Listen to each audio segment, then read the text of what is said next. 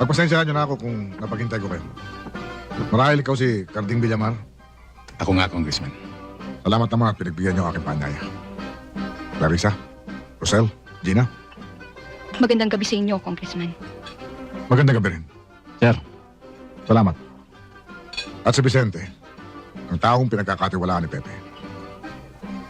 Siya nga pala, Carding. Nakikiramay ako sa pagkamatay ng iyong kapatid. Salamat naman at naalala mo pa siya. Maupo tayo. Carding, huwag mo sanang mamasamayin kung nagtanong ako tungkol sa'yo sa Maynila. Kay Engineer Perez ka pa nagtatrabaho. Maswerte ka. Pihikan yun sa pagpili ng taong pinagkakatiwalaan. Teka nga pala, wala yata si mga Lipyo. May kompromiso po si Itay, kaya hindi nakadalo. Kompromiso o nagdadahilan lang? Hanggang ngayon ba naman, baluktot pa rin ang paninindigan ng tatay mo? Sa pagkakataong ito, dapat magtulong-tulong tayong lahat. Politika lang yan eh. Kalimutan na natin ang lahat. At dyan din ang dahilan, Carding, kung bakit inimbitahan kita. Dahil matigas din ang ulo ng kapatid mo. Sana naman, maiba ka. Sa anong dahilan may iba, Congressman? Didiretsuhin na kita bago tayo bumaba, makisalo sa mga bisita. Dalawang bagay ang iaalok ko sa'yo. Una, siguro naman alam mo nang interesado akong bilhin ng lupa ng kapatid mo. Pangalawa, kung mamimirmihan ka dito, dahil alam ko nag-iisa ka na sa buhay ngayon, wala na masawi ang iyong mag-ina. Gusto ko sanang magtrabaho ka sa akin. Hihigitan ko kinikita mo sa Maynila para matapos na ang lahat ng ito. Magkasama-sama tayo. Didiretsuhin din kita, Congressman. Hindi pinagbibili ang lupa ng aking kapatid. Alam mo yan. At hindi ako magtatrabaho sa'yo. Bakit naman?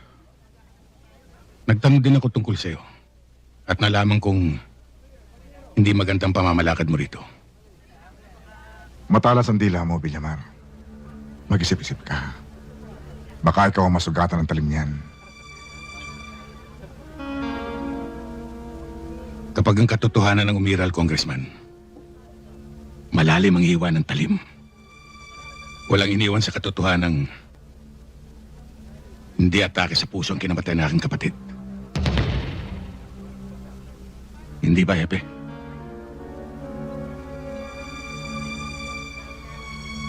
Mukhang may ibig kang tukuyin. Nalimutan mo yata. Nasa loob ka ng pamamahay ko para makapagsalita ka sa akin ng ganyan. Hindi porket napangasan mo mga tauhan ko. Pwede mo na ako hakbangan. Baka gusto mong manahog ng bahay ko. Nauna pa. Sabihin mo na ang gusto mong sabihin, Congressman. Pero gusto kong malaman mo. Huwag ka na muna magpaikot. Hindi pa tapos ang laban. Vicente, wala nang dahilan para magtagal pa tayo rito.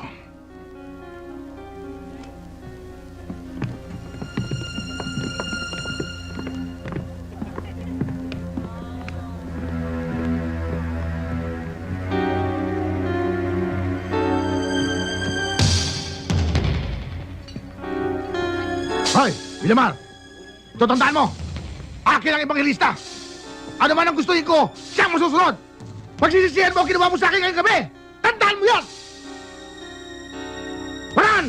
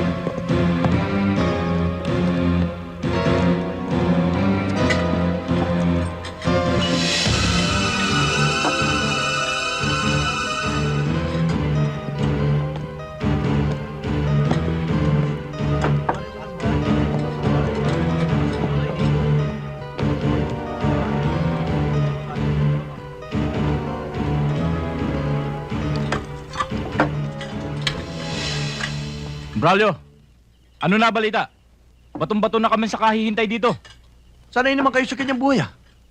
Alam niyo naman hindi kayo pwedeng gumala at baka mamukha kayo. Alam mo, Braulio, hindi mo na kailangan sabihin sa amin yan. Aral kami sa mga limitasyon namin. Sa tagal na namin sa trabahong ito, hindi lang kayo ang aming napagsilbihan, kung sino-sino na. Kaya naman malaking bayad sa inyo, ah. Kahit ultimong pahinga, pumapatak ang metro nyo. Ayaw nyo pa ba niyan? Yun, kain tulog. Kain tulog lang ang nangyayari. Sayang ang training namin. Hindi kami sinanay para lamang magmasaker ng isang maliit na baryo o manggulo lamang. Sisiw yan sa kakayahan namin. Parang nakakainsulto. Sandali lang ang paghihintay natin. Yan ang gusto kong marinig. Sa darating na Sabado, nandito na si Governor. Tulad ng unang pinag-usapan natin, papatayin mo siya. Nanlalabas na may kasalanan ng mga taong labas o militar. Mabuti na yung maraming nalilito. Magiging madali kay Congressman at sa mga taong ilalagay niya ang kontrol ng kapangyarihan sa buong lalawigan. Mabuti nang walang oposisyon para walang papalag, hindi ba? Pero sa gabing ito, may patitira ko sa inyo. Latak ng oposisyon. Saan naman ito? Ituturo ko sa inyo ang bahay ng mga Villamar. Kapag ando na kayo, ubusin niyo lahat ang mga Villamar. Walang problema doon.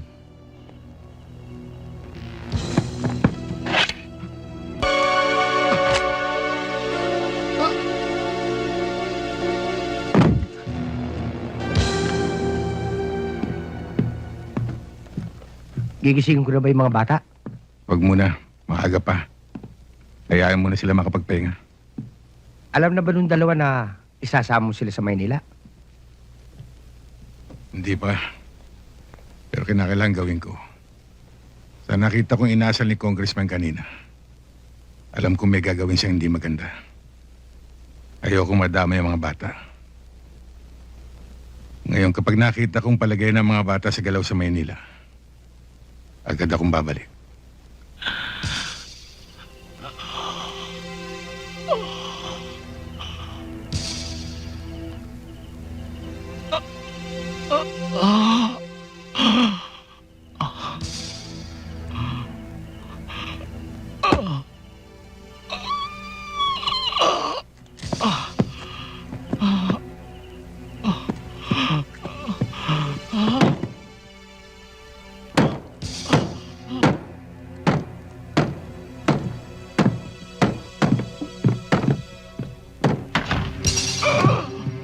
Tonyo!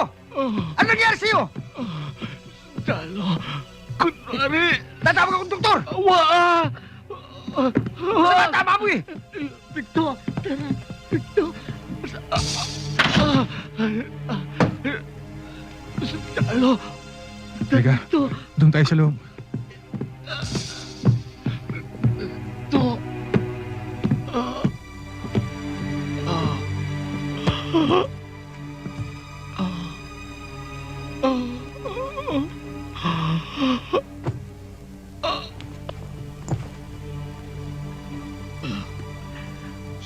Talo. Kunwari, sundalo. Patay ko, Bernard.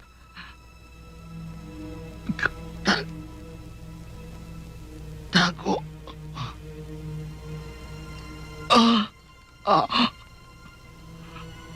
Punta sila dito. Patay buo pamilya. Villamar.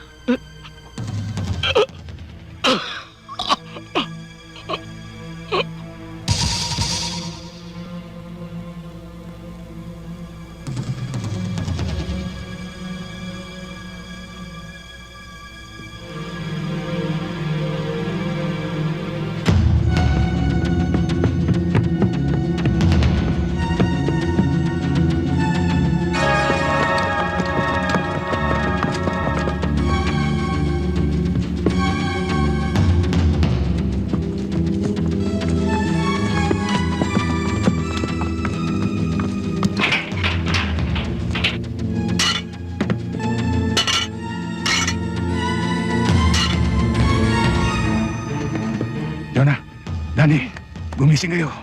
Bakit ho? Huwag kayong maingay. Dito kayo.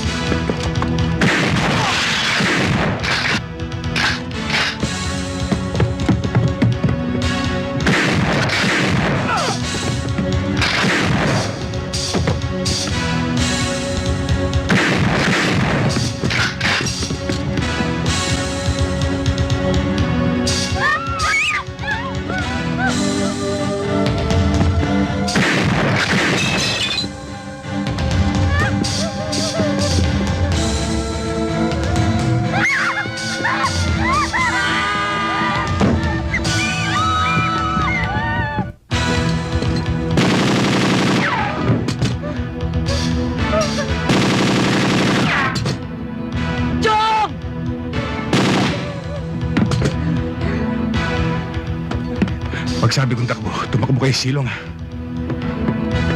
Takbo!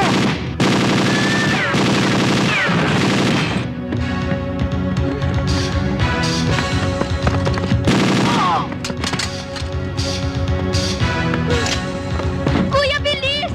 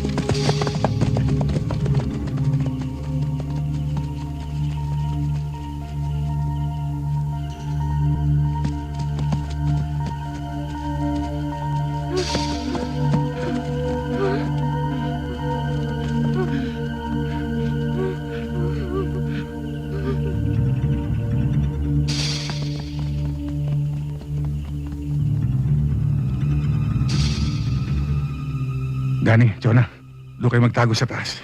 Eh, Chong, pero Huwag kayo alis sa paligid na ito. Babalikan ko kayo. Kaya doon na kayo.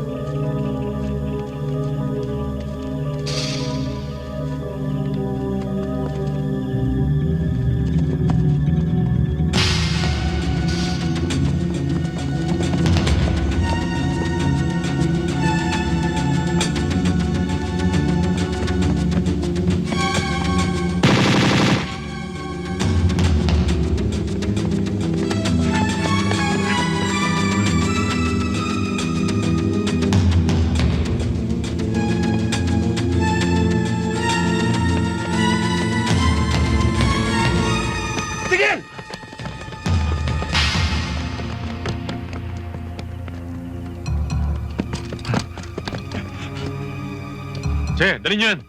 Yes, sir.